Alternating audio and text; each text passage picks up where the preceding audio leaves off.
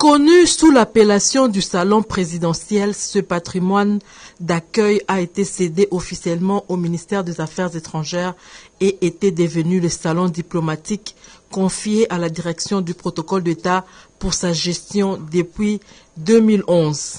À son arrivée à la tête de la diplomatie congolaise, le vice-premier ministre, ministre des Affaires étrangères et francophonie, Christophe Lutundula Palapena-Pala, avait pour mission de redorer l'image du pays et tout ce qui va avec.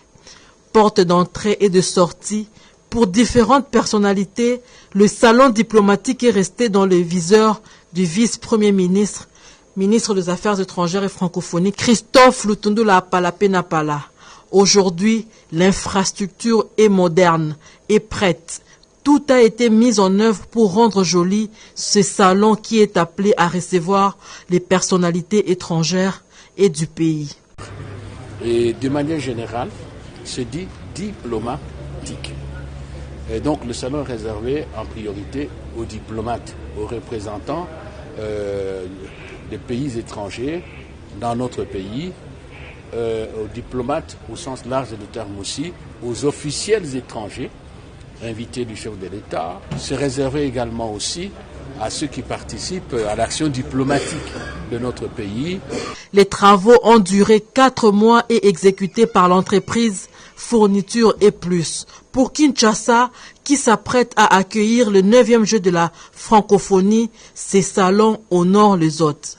Ici, les personnalités admises auront chacune une carte d'accès. Et quand elles entrent ici, elles n'ont droit qu'à tout au plus 2 collaborateurs. Parce qu'imaginez-vous, quand le Premier ministre est là, vous n'allez pas nous dire de rester seul. Il faut au moins son directeur de cabinet ou son secrétaire particulier pour donner une instruction. Je ne prends que ce cas-là.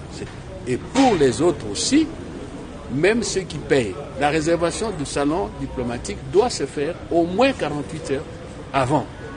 Il faut réserver, entrer en contact avec les services du protocole d'État. Vous m'avez vu signer la note circulaire, elle sera affichée.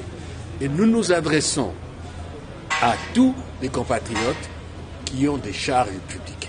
Ce n'est pas tout le monde qui vient au salon diplomatique. Ce n'est pas spécifique à la RDC. C'est comme ça que ça s'est fait dans d'autres pays et c'est comme ça que ça s'est fait selon les conventions internationales. Des limousines et un bus ont été offerts par le vice-premier ministre, ministre des Affaires étrangères et francophonie, pour la locomotion des hôtes du pays. Autant le travail technique et structurel s'est fait, autant sur les plans des infrastructures, l'on ne baisse pas les bras.